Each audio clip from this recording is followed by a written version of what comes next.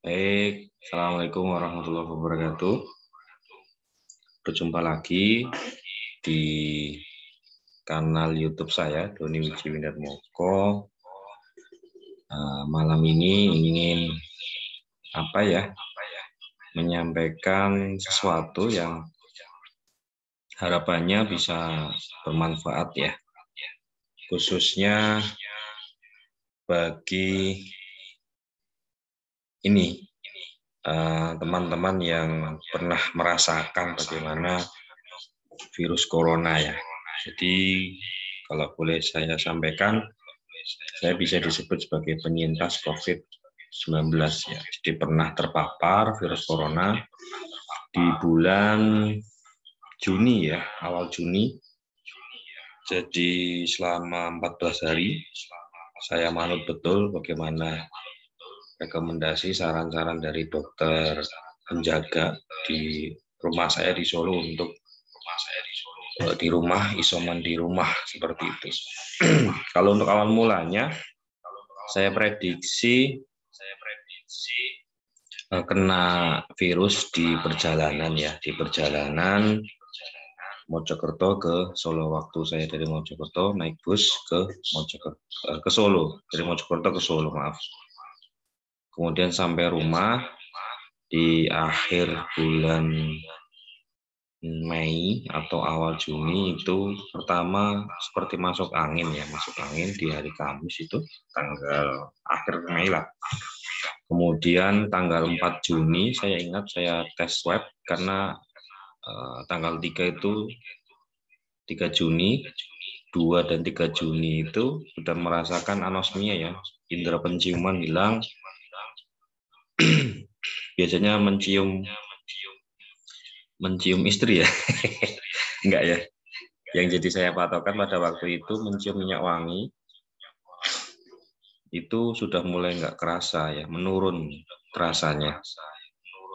Kemudian kebetulan ketika saya di rumah dengan keluarga, dengan anak-anak, itu sering yang mendampingi di kamar mandi ketika mereka BAB. Kebetulan pas BAB ibu itu kok nggak bau ya, itu semakin meyakinkan saya untuk segera tes swab. Dan tanggal 4 Juni itu saya swab dan hasilnya memang positif. Kemudian dihubungi oleh dokter untuk sebenarnya dirujuk di sebuah tempat ya, itu asrama haji di Solo, tapi saya nggak mau karena saya tahu pada saat yang sama banyak kiriman orang yang positif COVID dari Kudus, padahal dari Kudus itu membawa varian baru ya. Jadi saya kekeh untuk isoman saja di rumah. Nah, pas setelah saya positif COVID itu langsung saya minta istri membawa anak-anak ke rumah Bapak Ibu. Jadi sudah diungsikan untuk biar saya fokus pemulihan ya. Pada waktu saya tahu tanggal 4 Juni itu positif corona, stres begitu ya, kaget.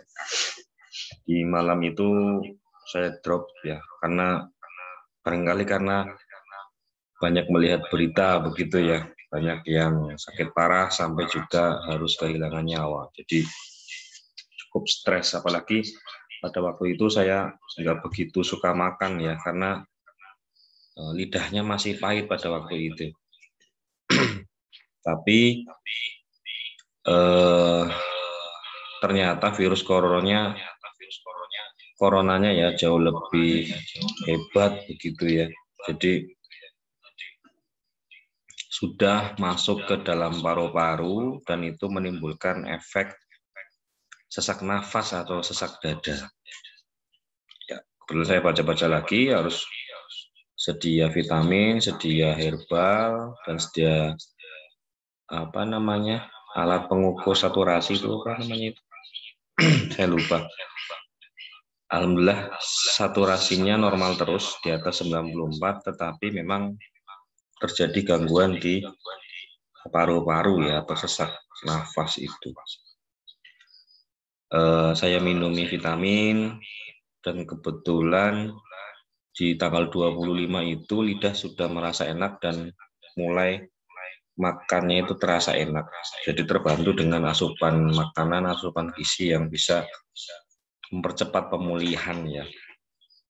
Kalau untuk sesak dada, seingat saya 3-4 hari lah, itu cukup sulit untuk saya rasakan, cukup sakit untuk dialami oleh saya. Jadi tiap pagi pukul 8, 9, paling pol 10 saya berjemur untuk istilah orang Jawa itu DD ya, untuk menambah vitamin D.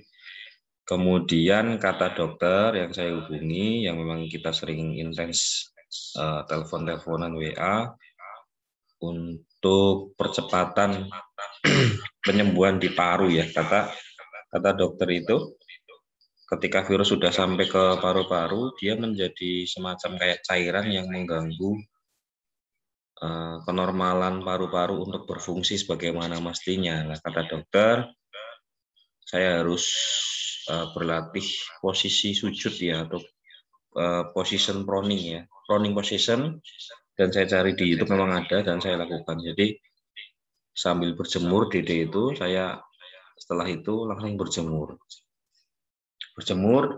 dan tadi apa namanya, duduk untuk sujud, posisi sujud seperti sujud sholat itu, dan dalam hitungan ke-10 tarik nafas, dibatukan seperti itu.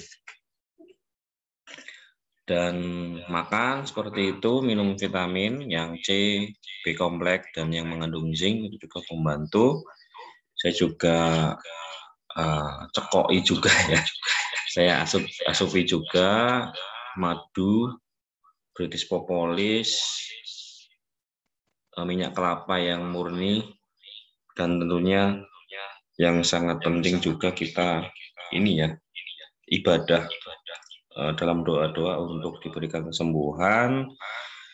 Dan ini pola pikir ya, harus semangat untuk sehat, itu saya pikir penting juga. Percuma kalau kita banyak minum obat atau vitamin tapi pola pikir atau semangat untuk sehat itu juga belum maksimal. Jadi betul-betul saya pompa untuk saya pupuk betul untuk berpikir positif bahwa saya harus sehat ya. Nah, bagaimana membentuk pola pikir itu? Ya, saya ingat Allah, bagaimana banyak hal yang belum saya lakukan, barangkali banyak dosa, dan juga teringat istri dan anak-anak. Dua hal itu yang menyemangati saya untuk terus berusaha sehat kembali seperti itu. Jadi memang sebagai penyintas COVID ini, ketika saya masih dalam masa karantina atau isoman, secara waktu itu 7 hari lah, kalau boleh saya katakan, itu masa-masa kritis. Nah, setelah itu mulai pemulihan semakin baik. Sebenarnya pada hari ke-10 ya atau ke-11 saya sudah merasakan sehat betul, dada sudah mulai enteng, penciuman, indera perasa, dan juga mungkin gejala demam sudah tidak saya rasakan ya. Kemudian saya kontak lagi dokter itu. Sebenarnya kata beliau itu 10 hari udah cukup Mas, tapi saya sampaikan ke beliau, saya ikut 14 hari saja dok, biar lebih mantap gitu. Nah, pada tanggal 16 atau 17 Juni itu saya cek kembali dengan keyakinan kami sudah sehat, saya sudah sehat, saya cek lagi di salah satu rumah sakit di Solo, hasilnya alhamdulillah negatif seperti itu. Nah, ada yang kejadian lucu ini ketika saya cek kedua untuk memastikan saya sudah sehat atau belum. Jadi sempat terjadi ini ya, insiden. Jadi ketika proses usap itu, alatnya itu masuk ke hidung. Saya sebenarnya pada waktu tes yang kedua itu barangkali sudah ke 5 atau 6 kali tes swab ya yang colok hidung itu ya. Tapi mungkin karena pemikiran, perasaan kalut ya, galau, jadi nggak sempurna ya. Jadi ada refleks ketakutan sehingga alat usapnya itu terjepit karena saya itu menahan seperti itu. Kemudian dicabut kembali lah, kata petugasnya itu harus usap kembali. Padahal posisi saya, kondisi saya, psikologi saya sudah betul-betul takut. Selain takut itu juga memikirkan bagaimana nanti hasilnya. Ya, jangan-jangan masih positif, jadi harus menambah hari untuk isoman. Hampir 30-45 menit lah. Jadi hanya diam, hanya mengatur nafas sampai ngobrol dengan petugasnya karena saking lamanya menunggu gitu. Karena nggak sampai pada kondisi yang kondusif, akhirnya saya bilang ke petugas, ya sudah Pak, pakai yang tadi, yang usapan pertama saja begitu. Dengan kondisi yang ada lah, terserah hasilnya apa. Hasil dari usapan pertama itu dicek dengan alat, ya nggak sampai 15 menit hasilnya sudah keluar.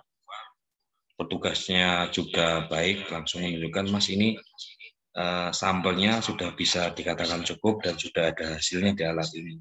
Ya muncul di alat itu tuh garis 2 ya, gitu. Jadi garis 2 apa 1 ya, saya lupa. Jadi alatnya seperti tes pack kehamilan gitu ya. Kalau muncul garis apa itu dinyatakan positif, saya lupa. Kalau positif garis 2 atau 1 ya.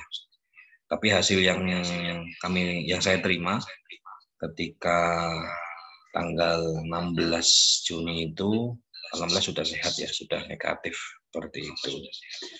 Nah, untuk penyintas, apalagi yang akhir ini kan gencar vaksinasi, bagi penyintas kan memang harus inden ya, atau menunggu sampai 3 bulan setelah dinyatakan negatif. Jadi kalau dilihat secara tanggal, saya baru bisa tanggal 18 September ini ya.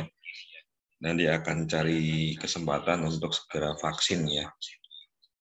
Tapi sebenarnya bagi yang menyintas ada ini ya, autobody atau imunitas ya, karena virusnya secara alami sudah masuk ya, nggak perlu vaksin lagi. Tapi biar lebih mantap, biar lebih sebagai langkah preventif, saya coba ikuti program pemerintah untuk vaksinasi. Syukur-syukur bisa lengkap ya, vaksin dosis pertama dan kedua seperti itu. Nah, pada konten kali ini sedikit cerita tentunya, dan juga sekaligus mengimbau bagi teman-teman sesama penyintas, sebenarnya kita bisa menjadi agen untuk mengedukasi masyarakat ya, sekaligus berbagi cerita pengalaman bagaimana rasanya dan juga bagaimana ya cara untuk sembuh ketika memang harus sendiri atau isoman. Apa saja yang menjadi katakanlah obat atau vitamin apa-apa yang bisa menjadi wasilah ya, atau perantara kita bisa sehat kembali ya. Tadi ya, ada vitamin yang mengandung C, B kompleks dan zinc. Kemudian saya percaya betul madu herbal dan juga yang lainnya ya. Nah, kalau untuk herbal sendiri ini saya lebih percaya ke yang herbal Islam, ada batu sauda, madu itu sendiri, ada juga zaitun, yaitu saya baca beberapa rujukan dan memang itu bisa membantu untuk penguat daya tahan tubuh seperti itu. Dan saya sempat mengikuti yang tren itu ya, beli ini susu murni itu ya. Susu murni, kemudian minuman yang ada vitamin C 100 gram itu, apalagi ya, oh ya tentunya ini sedia buah-buahan segar di rumah ya, disimpan di kulkas untuk menambah nutrisi seperti itu. Nah, untuk asupan makannya juga perlu dijaga, yaitu banyak sayur dan juga daging ya, begitu saran dari dokter yang mendampingi saya pada waktu isoman sebagai katakanlah pasien begitu. Dan untuk peristiwa long COVID ya, kalau saya baca-baca di artikel berita, ada efek long COVID ya. Di situ katanya bagi yang penyintas, yang mantan pasien, itu bisa terjadi long COVID ya. Jadi cepat lelah, daya tahan lemah, daya tahan tubuh lemah, atau kerusakan di organ tubuh ya, yang bagian dalam bisa jantung, ginjal, atau sistem imun ya. Tapi kalau yang saya alami, alhamdulillah sejauh ini sehat ya. Sejauh ini sehat, hanya masuk angin, pusing-pusing seperti itu. Kalau saya anggap itu memang sudah biasa terjadi sebelum saya terpapar. Jadi biasa gitu ya.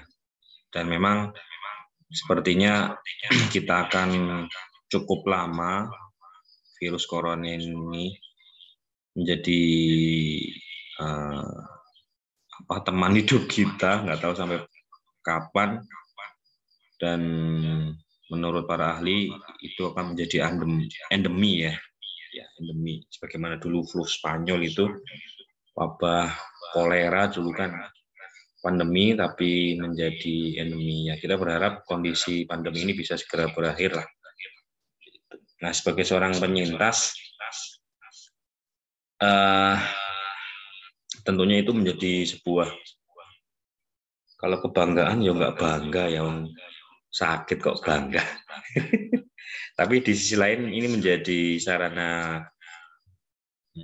introspeksi atau muhasabah ya, bahwa harus ada yang diperbaiki dari keimanan barangkali, dan juga fungsi diri untuk keluarga, untuk pekerjaan ya. Jadi lebih ada pendewasaan untuk memahami bahwa hidup itu di dalamnya ada hal-hal yang harus dilewati, yang harus berjuang seperti itu.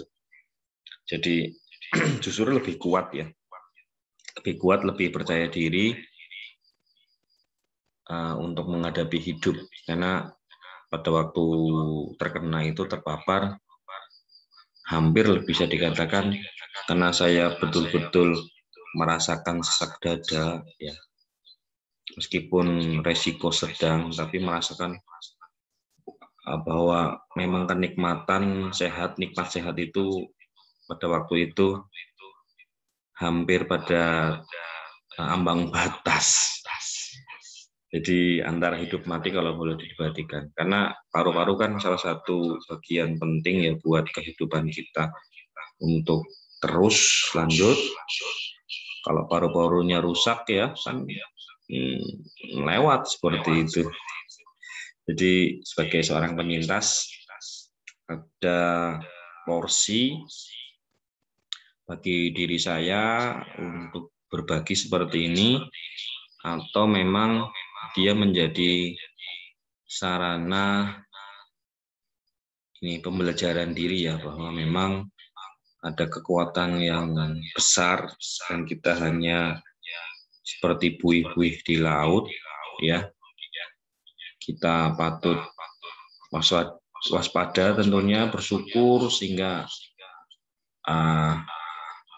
memperkaya hati, bisa lebih memahami kehidupan yang sebenarnya, bahwa dunia ini itu hanya orang Jawa ya, mampir ngombe, betul-betul mampir ngombe. Ketika saya memahami peristiwa saya terpapar, banyak mengambil pelajaran hikmah di situ.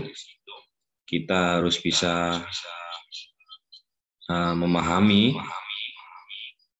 diri sendiri tentunya, dan juga hubungannya dengan orang lain ya, dan juga aspek-aspek lainnya. khususnya aspek keimanan, ketakwaan, dan peran diri di dalam keluarga, seperti itu. Nah, saya berpikir bagaimana kalau saya nggak sembuh-sembuh begitu ya. Bagaimana nasib keluarga saya dan juga pekerjaan seperti itu, karena banyak tugas, apalagi sebagai seorang dosen yang sedang berkembang, lagi semangat-semangatnya ya untuk banyak menimba ilmu begitu. Tapi saya yakin dari dorongan keluarga, tentunya doa-doa mereka, istri, anak-anak, Bapak Ibu dan teman-teman yang mendoakan, saya bisa sembuh ya. Sampai sekarang relatif sehat seperti itu. Dan teman-teman yang belum terkena dan juga sudah vaksin bisa terus menjaga diri dengan menaati prokes, kemudian mengedukasi orang di sekitarnya agar bisa lebih bijaksana ya. Mengapa harus saya katakan bijaksana? Karena sebagian ya, nggak tahu sebagian kecil atau sebagian besar saudara kita sendiri ya, sesama Muslim, ada yang pemikiran masih bahwa ini konspirasi, bahwa ini flu biasa, tidak bisa melihat secara bijaksana tadi ya, bahwa ini harus kita tanggulangi bersama, harus kita hadapi bersama. Tentu kita mengikuti saran para ulama, para dokter, pemerintah yang memang kompeten di bidang kesehatan ini ya. Corona ini kan bagian dari kesehatan, kita ikuti ya. Sayangnya beberapa pemuka agama misalnya menyampaikan isu-isu yang sebenarnya itu tidak betul ya, hoax ya. Dan itu disampaikan dalam forum atau majelis atau di media sosial yang bisa saja dipercayai oleh jamaahnya atau orang secara umum. Nah, ini kan berbahaya. Bisa menjadi ini ya, kalau ekstrim itu makar gitu ya. Makar untuk menolak upaya-upaya mengatasi pandemi ini begitu. Jadi kita harus bisa memikirkan, tidak egois, bahwa tadi ya ini seperti obat sebenarnya, vaksinasi ini, menaati prokes ya. Kita ikhtiar dengan upaya-upaya pemerintah dengan vaksin, dengan prokes, sebagaimana ketika kita itu sakit biasa ya, kita berikhtiar meminum herbal, minum obat dari apotek, itu kan ikhtiar, termasuk ini ya, vaksinasi ini, kemudian taat prokes agar tentunya tujuannya coronanya bisa hilang ya, tentu dengan izin Allah Ta'ala seperti itu. Jadi bagi teman-teman saudara kita sesama sebangsa dan setanah air, bagi mereka yang dikatakan belum sadar bahwa COVID ini ada, corona ini ada, kita yang sudah merasakan, yang sudah terpapar, yang sudah lebih sadar terlebih dahulu, kita juga bisa menjadi ini ya, teman ngobrol mereka untuk menyadarkan mereka agar bisa lebih bijaksana tentunya, bahwa corona ini itu ada begitu, dan harus segera kita tanggulangi. Oke, ini kok kayak ceramah ya. Nah, sebagai penyintas tentunya saya berharap teman-teman tidak sampai terpapar. Kita nggak tahu sejauh mana tubuh kita itu tahan ya. Kita nggak tahu sejauh mana. Jadi saya harap teman-teman juga terus sehat dan sudah ini ya, preventif melakukan vaksinasi. Jadi lebih mantap, lebih kuat seperti itu. Itu sedikit cerita saya sebagai seorang penyintas bersama yang lain yang sudah terpapar dan sekarang ini sehat, ingin menyampaikan untuk terus mengikuti program-program pemerintah, khususnya menjaga dan menaati protokol kesehatan 3 atau 5M ya. Itu ya yang banyak muncul di berita lah. Saya nggak hafal. Yang jelas katanya paling efektif dari M itu adalah memakai masker ya. Itu yang paling efektif. Dan juga bawa ini ya, hand sanitizer atau cuci tangan. Dan juga ini ya, mengikuti vaksinasi.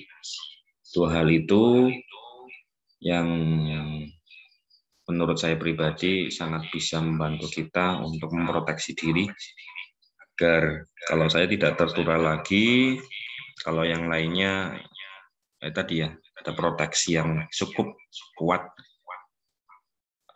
melawan virus corona seperti itu.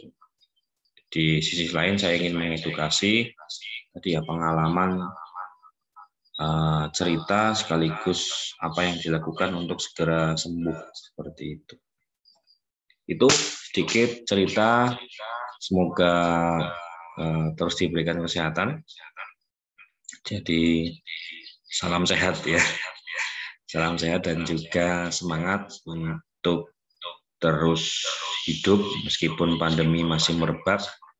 Kita berharap dan membantu pemerintah agar menyukseskan program mereka agar corona ini bisa dikendalikan ya, minimal dikendalikan. Kalau untuk hilang kita nggak tahu seperti itu, minimal dikendalikan sehingga ada kondisi yang bisa kembali seperti biasa sebelum pandemi. Oke, terima kasih teman-teman yang sudah mau mendengarkan cerita yang barangkali inspiratif ini.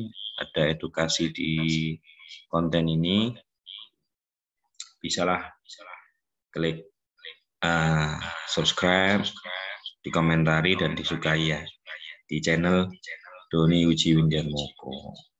Oke, terima kasih teman-teman. Sampai jumpa di acara selanjutnya, di konten selanjutnya. Semoga lebih bermanfaat. Ya, selamat malam. Salam sehat semuanya. Assalamualaikum warahmatullahi wabarakatuh.